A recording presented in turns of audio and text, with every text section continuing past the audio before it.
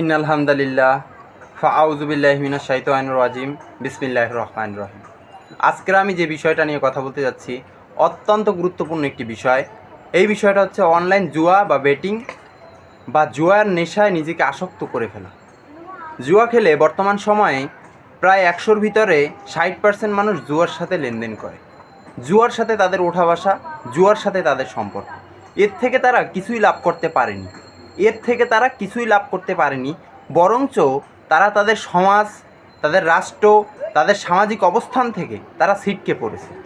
তাদের কারণে তাদের পরিবার সম্মান পাচ্ছে না, তাদের কারণে তাদের টাকা পয়সা কোনো কাজে আসতেছে না।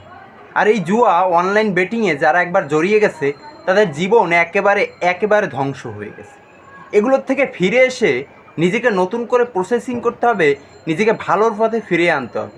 এই অনলাইন জুয়া নিয়ে সবাই কম বেশি কথা বলতেছেন।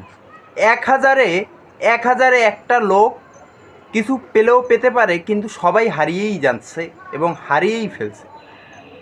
টাকাগুলো নিজের পকেট থেকে বের করে মানুষ এই অনলাইন জুয়ার পিছনে খরচ করতেছে।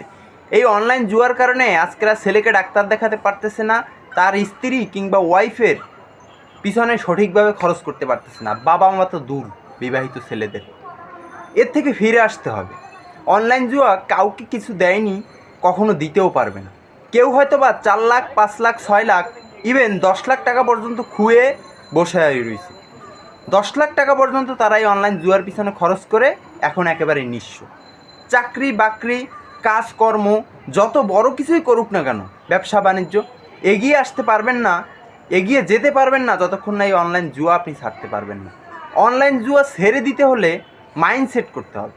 আর এই অনলাইন জুয়ায় কেন আছে মানুষ? সারা পৃথিবীতে জুয়া, নেশা, মদ, এগুলো কিসের উপরে বেস করে দাঁড়িয়ে রয়েছে, এগুলো প্রশ্ন থেকেই যায়।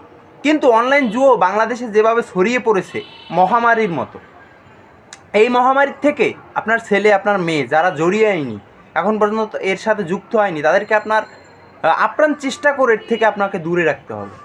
অনলাইন জুয়ায় জড়িয়ে যাওয়ার কারণে আজকের যুব সমাজ তাদের মানদণ্ড, তাদের মেরুদণ্ড সব কিছু ভেঙে বসে রয়েছে। তাদের পরবর্তী পদক্ষেপ কী, তাদের সামনের পরিকল্পনা কী, সমাজ নিয়ে তাদের চিন্তাভাবনা কী, এগুলো তাদের মাথায় আসতেছে না। তারা কী নিয়ে এখন পড়ে আছে?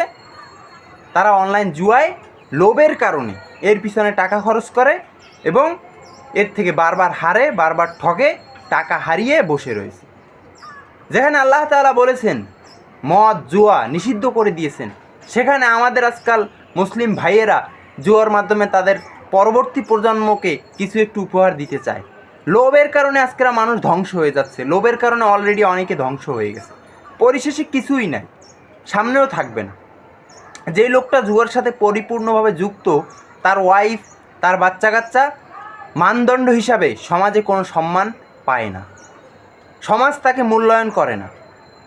বাংলাদেশের আমাদের সবার টাকা পয়সা ইনকামের প্রতি ঝোঁক থাকবে স্বাভাবিক, কিন্তু অতিরিক্ত নেশা কোনো কিছুই ভালো না।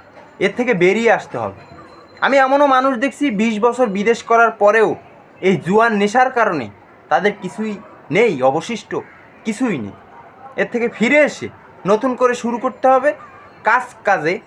কাজকর্মে মনোনিবেশ এগুলো করে এগিয়ে যেতে হবে। জুয়ার থেকে ফিরে আসি, মাদকমুক্ত সমাজ গড়ি। জুয়ার থেকে ফিরে আসতেই হবে। লোভ মানুষকে ধ্বংস করে। এই লোভ কখনো কাউকে কিছু দিতে পারেনি। এখন জুয়া খেলতে হলে ঝোপঝাড়ে, আড়ালে আবডালে, রুমের ভিতরে কোথাও যেতে হয় না। মোবাইলের মাধ্যমে সবাই জুয়োর সাথে যুক্ত এবং টাকা পয়সা, ধন দৌলত প্রায় নিঃস্ব অবস্থায় পড়ে রয়েছে। এর মাধ্যমেই সমাজে মাদক, অশ্লীলতা ছড়িয়ে পড়তেছে। হতাশা, চাকরি বাকরির প্রতি অনীহা, কাজকর্মের প্রতি অনীহা, আলস্য এবং আলিস্য একটা ভাব শরীরের ভিতরে চলে আসতেছে। আজ এ পর্যন্তই। আল্লাহ হাফেজ। অনলাইন জুয়ার থেকে ভাইয়েরা ফিরে আসেন, সময় আছে।